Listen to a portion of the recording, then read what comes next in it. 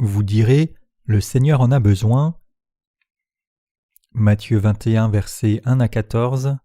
Lorsqu'ils approchèrent de Jérusalem et qu'ils furent arrivés à Bethphagée, vers la montagne des Oliviers, Jésus envoya 2 disciples en leur disant « Allez au village qui est devant vous, vous trouverez aussitôt une ânesse attachée et un ânon avec elle.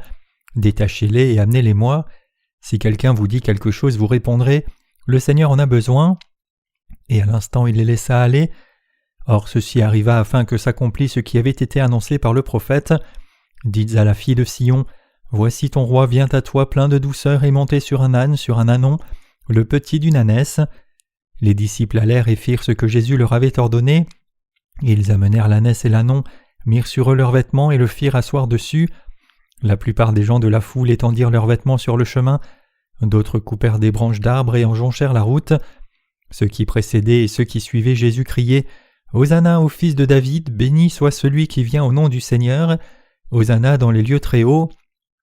Lorsqu'il entra dans Jérusalem, toute la ville fut émue et l'on disait « Qui est celui-ci » La foule répondit « C'est Jésus, le prophète de Nazareth en Galilée ». Jésus entra dans le temple de Dieu, il chassa tous ceux qui vendaient et qui achetaient dans le temple, il renversa les tables des changeurs et les sièges des vendeurs de pigeons, et il leur dit « Il est écrit, ma maison sera appelée une maison de prière, mais vous, vous en faites une caverne de voleurs ».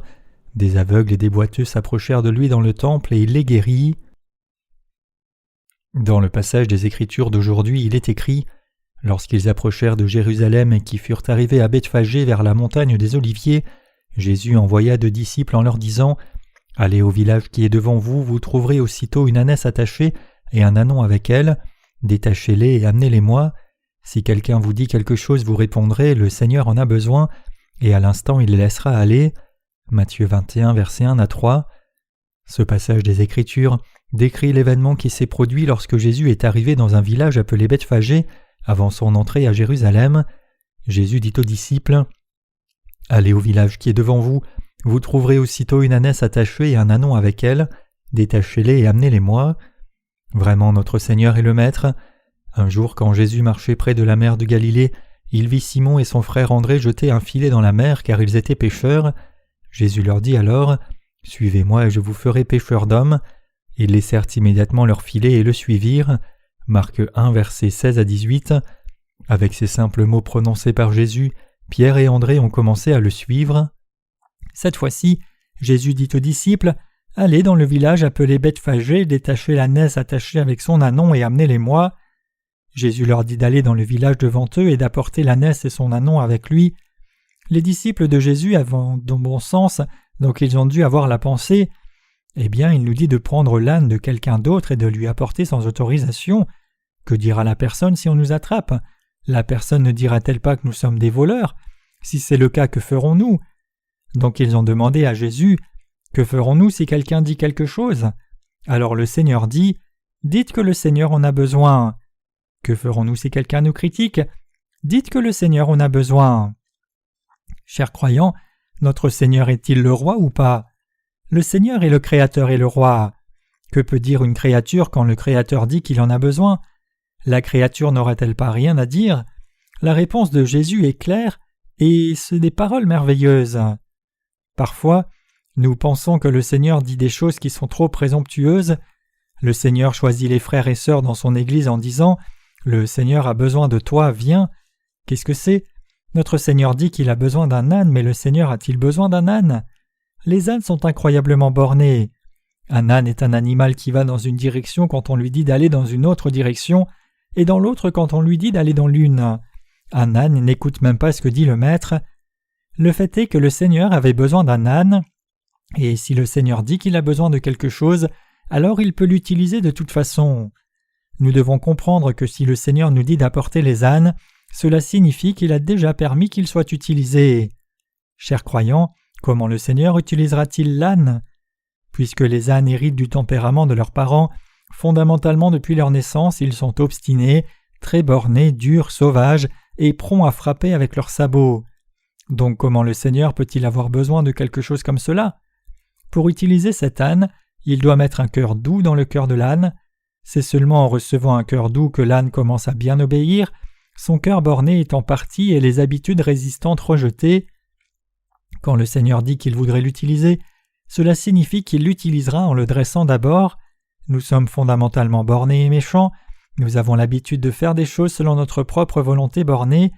Même si le Seigneur nous a sauvés, nous qui sommes comme cela, nous ne pouvons pas être utiles au Seigneur dans notre propre nature fondamentale telle qu'elle est. Beaucoup de gens sont appelés devant le Seigneur. Certaines personnes clament qu'elles ont été appelées par le Seigneur et sont utilisées par lui après avoir entendu la voix du Seigneur disant « Toi un tel, j'ai besoin de toi, tu es mon serviteur », quand ils ont prié le Seigneur. Cependant, même si l'âne lorsqu'il est utilisé se décide à suivre le Seigneur, que se passe-t-il quand il est sur le point d'être utilisé? Quand il est effectivement utilisé, sa vraie nature se manifeste et il lui est difficile de la surmonter. Il est alors un âne tel qu'il est, borné, désobéissant et entêté. Beaucoup de gens clament être au service du Seigneur tout en étant comme cela. Ils sont des serviteurs selon leur propre façon. Ayant besoin de nous, le Seigneur nous appelle, nous qui sommes comme des ânes. Mais ce que je vous dis, c'est combien le Seigneur nous utilise, nous qui sommes comme des ânes. Comme nous l'avons lu dans le passage des Écritures d'aujourd'hui, quand Jésus entrait dans la ville de Jérusalem à dos d'âne, il y avait une grande émotion parmi les gens des deux côtés de la route qui criaient « Hosanna !» À ce moment-là, pensez-vous que l'âne a été surpris ou pas? Au son de la louange, l'âne devait sursauter sur ses sabots ayant été surpris. Pensez-vous que Jésus pouvait monter sur un âne qui sautait de haut en bas comme cela? Même s'il voulait y monter par la force, il serait tombé et se serait trouvé à l'hôpital. Jésus ne peut pas monter sur un âne qui sursaute sans arrêt comme un cheval sauvage. Cependant, notre Seigneur est entré dans la ville de Jérusalem sur le dos d'un âne. Notre Seigneur avait enlevé toutes les habitudes mauvaises et résistantes de l'âne. Comment un âne peut-il porter le Seigneur dans l'obéissance?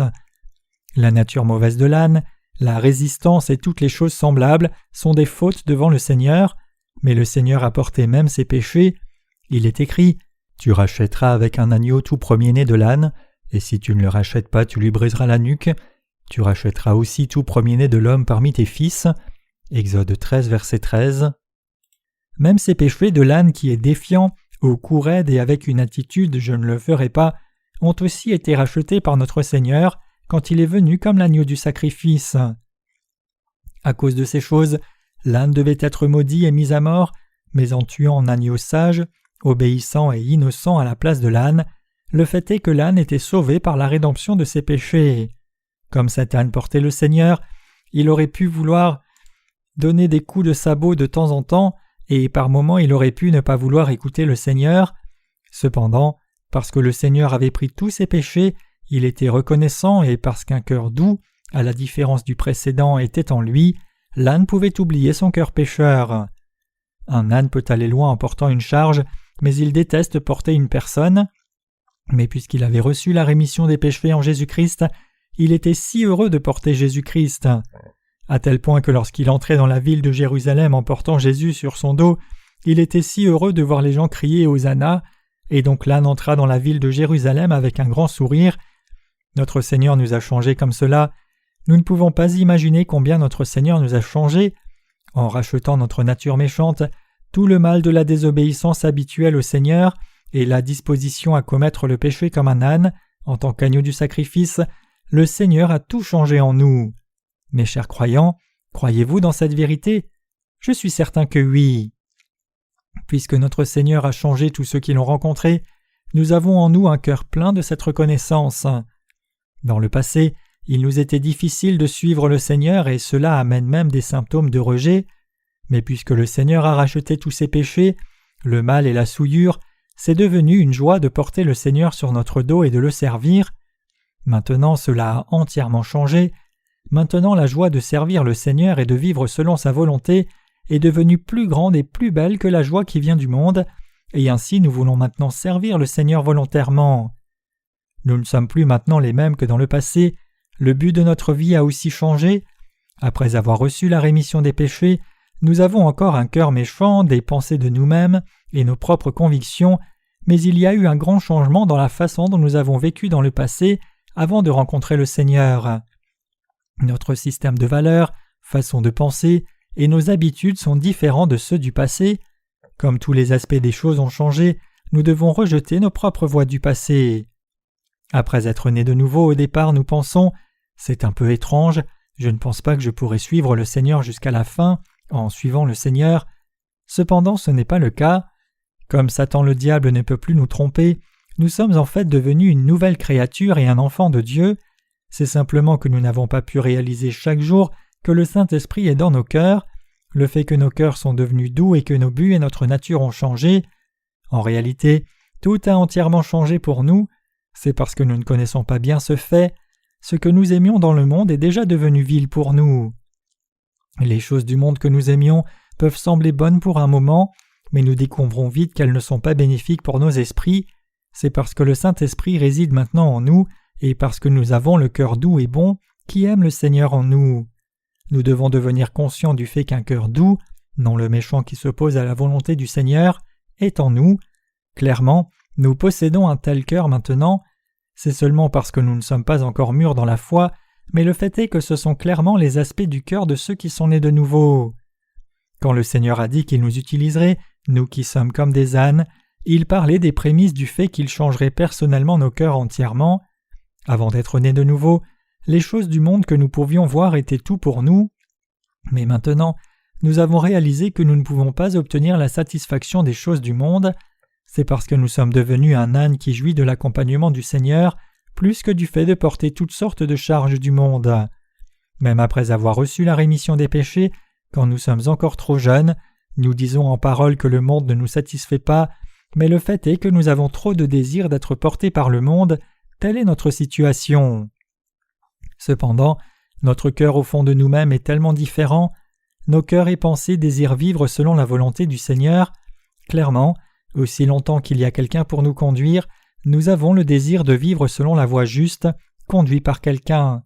C'est le cœur nouveau de quelqu'un qui est né de nouveau d'eau et d'esprit. Dieu a répandu sur nous l'esprit qui nous permet de devenir enfants de Dieu. Comme Dieu a répandu sur nous l'esprit qui nous permet d'être les enfants adoptés de Dieu, le Saint-Esprit est venu résider dans nos cœurs.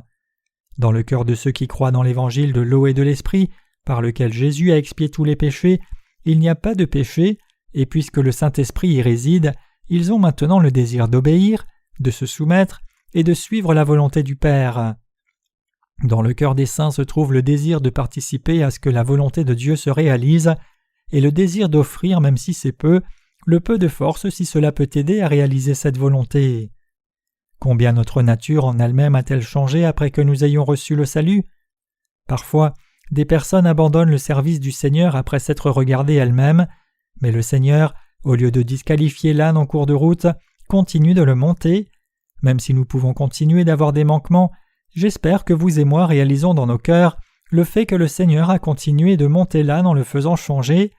Il y a des temps où nous désespérons et voulons prendre de la distance avec le Seigneur, à tel point que nous voulons juste nous enfuir et aller vers des voies parallèles lorsque les choses vont mal. Mais aucune personne dans l'Église de Dieu ne vous rejettera en montrant vos manquements comme un problème. L'Église de Dieu pointe vos faiblesses quand elles sont révélées, mais au lieu de vous condamner, l'Église de Dieu vous enseigne à louer le Seigneur, qui a pris même les erreurs, par l'eau, le sang et l'esprit. Ne pensez pas s'il vous plaît que l'Église de Dieu ne pourra pas accepter vos erreurs, insuffisances et faiblesses. Quand vous humiliez votre cœur, reconnaissez vos erreurs volontairement et venez devant le Seigneur demander son aide, le Seigneur vous utilisera comme instrument précieux de son œuvre. Donc quand quelqu'un dit « Je ne peux pas aller dans l'Église de Dieu à cause de mes manquements », ce n'est pas parce que l'Église de Dieu a des scrupules à propos de cette personne. Plutôt, la personne ne peut pas venir à l'Église seulement à cause du fait que la personne est liée par ses propres pensées. Qui dans l'Église peut vous condamner? Jésus-Christ a expié tous les péchés du monde par l'eau et le sang, donc comment peut-il y avoir quelqu'un qui vous condamne? Jésus lui-même n'a pas condamné même la femme qui a été prise en adultère en disant « Femme, où sont ceux qui t'accusent? Personne ne te condamne-t-il? Je ne te condamne pas non plus. » Jean 8, versets 10 à 11. Pourquoi a-t-il dit cela? Il l'a fait parce qu'il avait pris les péchés du monde y inclut son péché précis en étant baptisé au Jourdain. Affirmez s'il vous plaît le fait que Jésus a enlevé tous les péchés.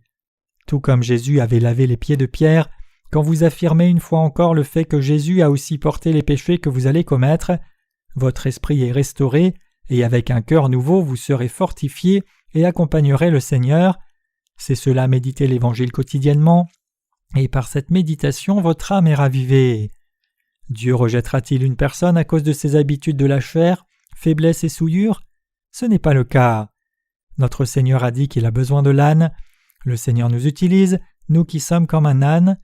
Étant utilisés devant le Seigneur, vous êtes devenus des ânes qui sont faciles à utiliser pour le Seigneur. Nous devons être reconnaissants pour le fait que le Seigneur ait tout changé en nous. Chers croyants, vous avez vraiment beaucoup changé, n'est-ce pas? Est-ce le cas ou non? Oui, c'est le cas. Même s'il y a des choses que nous aimons dans le monde, certainement, vous réalisez que ces choses ne peuvent pas être tout pour vous, n'est-ce pas? C'est ce qui a changé. N'est-ce pas quelque chose de si merveilleux? Notre système de valeurs qui a régné sur nous pendant longtemps a changé. Le fait que le cœur ait changé est la preuve même que notre sens des valeurs a changé. Quand nous regardons une personne qui a le respect du monde comme une bonne personne, si cette personne est quelqu'un qui n'a pas reçu la rémission des péchés, nous voyons cette personne comme quelqu'un qui est un cran en dessous de nous. Ce n'est pas parce que nous avons du mépris pour cette personne ou quoi que ce soit, mais plutôt c'est parce que cette personne n'a pas encore reçu la grâce de Dieu qui permet d'être parfait. Au contraire d'une telle personne, vous et moi sommes devenus enfants du Seigneur qui sommes parfaits à cause de lui. Je rends grâce au Seigneur qui nous utilise en nous ayant changés selon sa volonté. Je lirai l'évangile de Matthieu chapitre 21 verset 5. Dites à la fille de Sion, voici ton roi vient à toi plein de douceur et monté sur un âne, sur un ânon le petit d'une ânesse.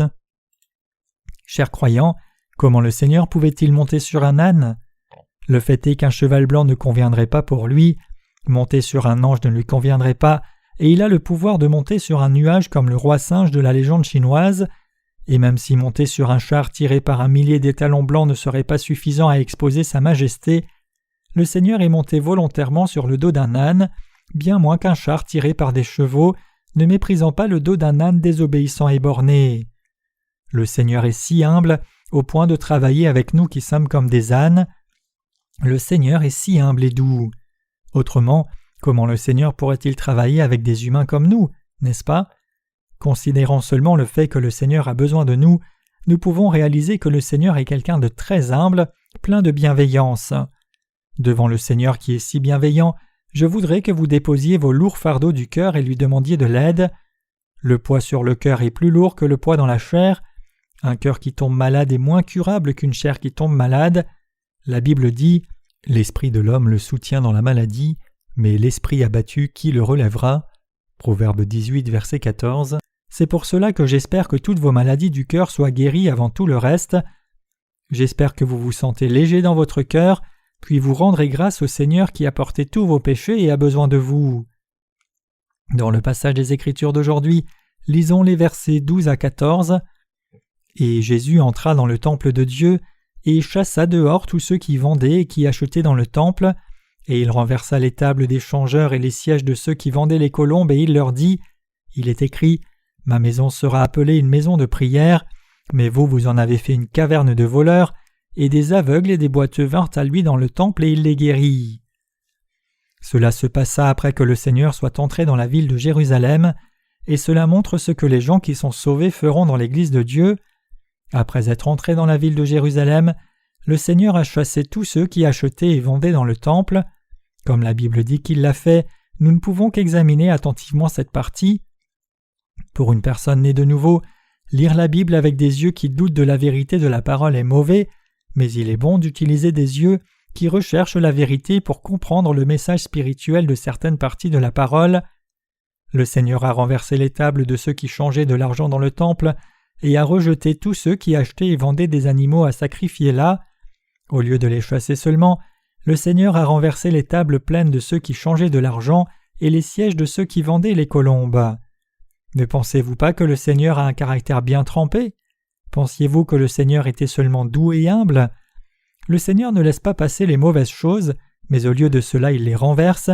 Au lieu de dire seulement « Sortez, ne le faites pas », il exprime sa colère en disant « Vous êtes méchants, qu'est-ce que cela ?» Voyant quelqu'un qui vendait des colombes dans une cage, le Seigneur a soulevé la cage qui devait être assez grande et lourde et l'a jetée. Elle est tombée en éclats. Pensez-vous que les colombes se sont échappées ou non? Tout ont fui. Ne se souciant pas que les colombes s'envolent quand la cage serait cassée, le Seigneur a tout renversé. Dans l'évangile de Jean, il est dit que le Seigneur, ayant fait un fouet de cordes, chassa les bœufs et agneaux apportés dans le temple pour être vendus.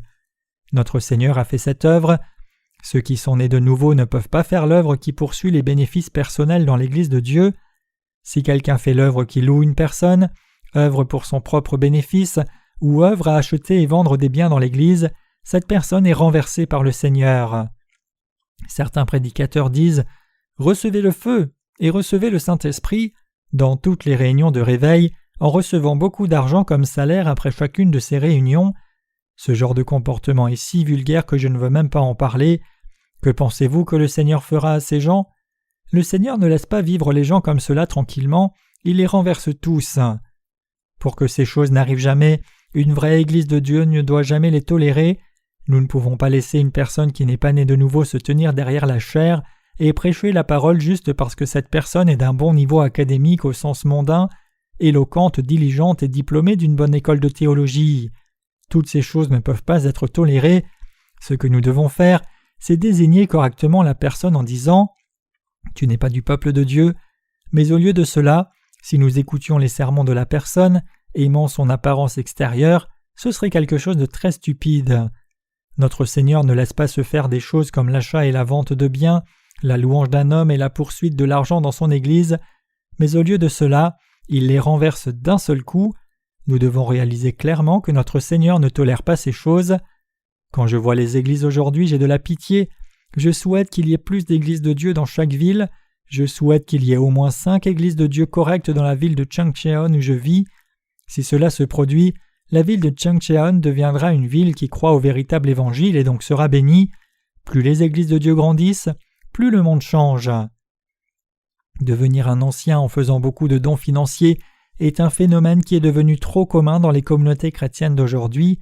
Indépendamment de la personne, si quelqu'un vient dans une église, donne bien sa dîme, participe au culte, se rend aux réunions de prière du matin pendant une année entière et fait beaucoup de dons à l'église, alors cette personne deviendra un ancien en rien de temps.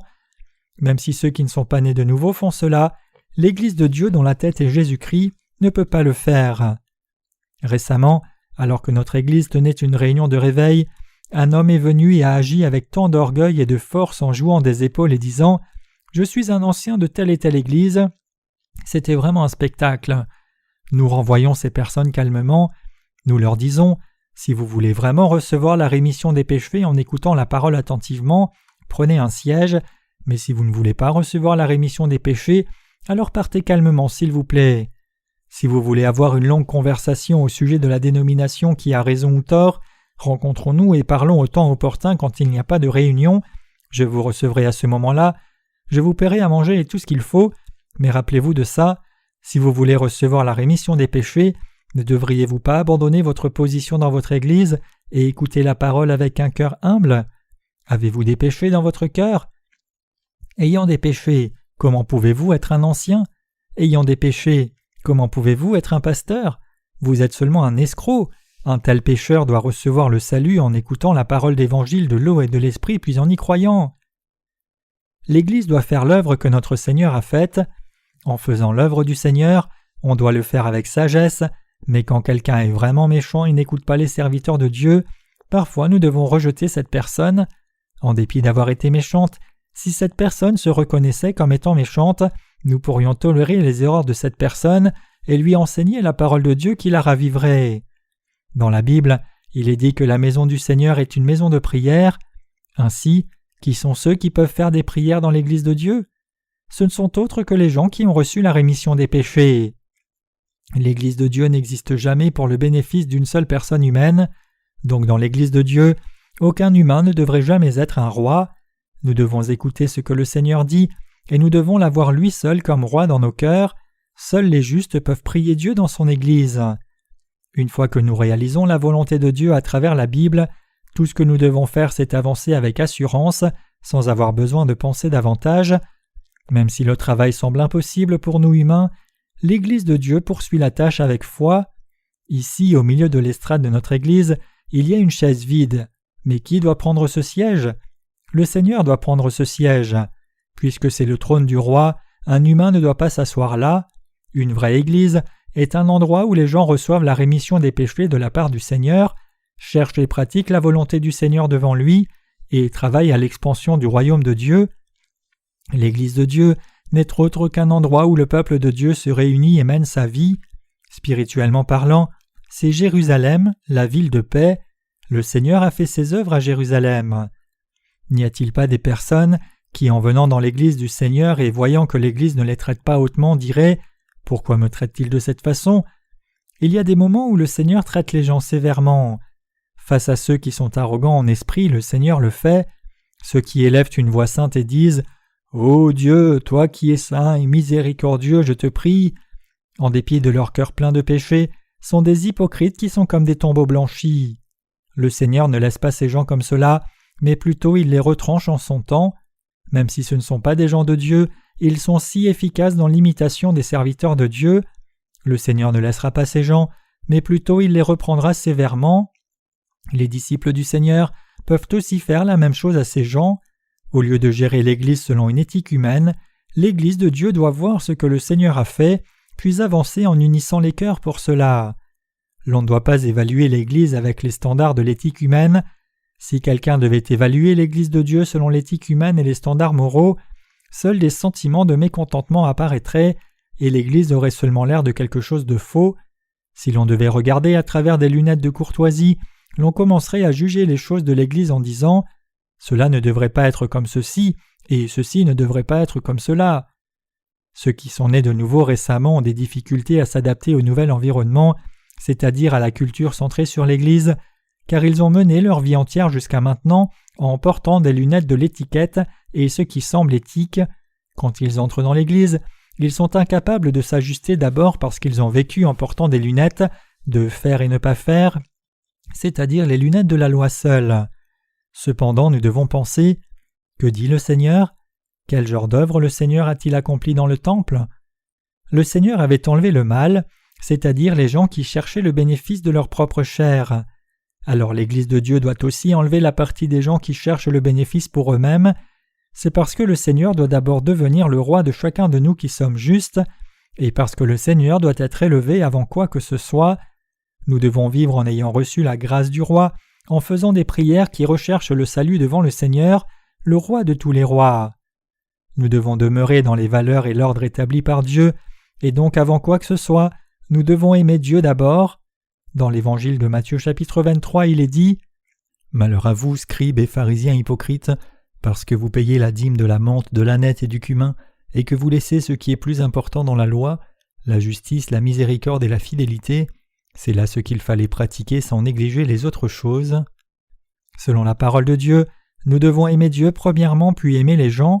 Nous devons aimer Dieu d'abord, puis respecter la volonté de Dieu, et ensuite aimer les gens. C'est le système de valeurs et l'ordre que le Seigneur a établi. De plus, nous ne devons pas perdre cette foi. Dans son Église, nous devons d'abord suivre et élever la volonté de Dieu, puis parler au peuple de Dieu de la façon de vivre dans la grâce de Dieu et de recevoir les bénédictions, puis guider le peuple de Dieu dans une direction où il peut recevoir la bénédiction. Si nous nous soucions seulement des gens et non de Dieu dans son Église, nous devons réaliser que nous soucier des gens se changera en malédiction. En vérité, si nous devons nous soucier seulement des gens, ce serait en soi une malédiction. Si quelqu'un veut vraiment être heureux, alors cette personne doit recevoir la bénédiction de Dieu. Pour ce faire, l'on doit d'abord réaliser la volonté de Dieu, puis la suivre par la foi. En considérant cela, nous qui avons eu la foi avant les autres devons guider le peuple de Dieu pour qu'il puisse suivre nos pas. Pour que d'autres saints puissent recevoir la bénédiction dans leur cœur, nous devons prier Dieu et demander la bénédiction pour eux. Quand nous faisons cela, le fait est que nos vies deviennent glorieuses. Quand les gens de foi font des prières pour d'autres âmes, toute la génération qui suit sera bénie, et la grâce de Dieu sera sur tout. Quand ils répandent tous les désirs de leur cœur devant Dieu dans ces temps de difficulté, le Seigneur entend leurs prières et comble tous leurs besoins. Donc la bénédiction de Dieu descend en abondance sur ceux qui sont unis à l'Église de Dieu. Nous ne devons pas juger l'œuvre que fait l'Église d'un point de vue éthique, nous devons la regarder par la foi. Aussi, nous devons fixer nos oreilles sur ce que le Seigneur dit. Aussi, notre Seigneur est entré dans la ville de Jérusalem et a enlevé les impuretés et guéri les aveugles et malades venant vers Jésus. Vraiment, le Seigneur a guéri ceux qui avaient réellement un cœur désireux de recevoir les bénédictions du Seigneur, et de vivre selon la volonté du Seigneur, mais ne pouvaient pas bien le faire. Il y a des gens qui veulent vraiment vivre selon la volonté du Seigneur, mais ne peuvent pas vivre en fonction parce qu'ils ne savent pas comment faire. Nous les justes avons la responsabilité de fortifier les jambes de ceux qui vacillent spirituellement. Puisque Jésus nous a guéris, nous pouvons aussi les guérir, corriger la foi erronée des gens, les aider à aller correctement devant Dieu, les protéger, les sauver de la destruction en les conseillant quand quelque chose va mal et les délivrer des hérétiques. Ce sont les œuvres que nous les justes devons faire. Tout comme Jésus a guéri l'aveugle et le boiteux, le Seigneur nous demande à nous qui sommes comme des ânes détachés d'un bâton de faire ce genre d'œuvre. Il est dit, le Seigneur en a besoin, mais de qui le Seigneur a-t-il besoin? Certainement, il dit qu'il a besoin de nous. Aussi, quelle œuvre fait le Seigneur? Le Seigneur a complètement purifié la fausse foi et le matérialisme qui prévalaient dans le temple de Jérusalem, et d'autre part, il a guéri ceux qui dans le temple avaient des manquements, c'est-à-dire l'aveugle et le boiteux. En faisant la même œuvre dans nos cœurs aussi, le Seigneur a expié tous les péchés de nos cœurs et nous a permis d'être parfaits, et ensuite le Seigneur nous a utilisés. J'espère que vous vous rappelez que le Seigneur nous utilise pour l'œuvre de la diffusion de cet évangile de l'eau et de l'esprit à ceux qui n'ont pas encore reçu la rémission des péchés et sont spirituellement aveugles et boiteux cherchant Dieu et la vérité. Si nous comprenons cela à nouveau, alors que nous continuons de servir le Seigneur, nous serons capables de servir le Seigneur correctement et de marcher de l'avant par la foi. Je suis certain que la puissance agissante de Dieu, ainsi que la bénédiction de Dieu, seront sur toute l'œuvre que Dieu nous a confiée.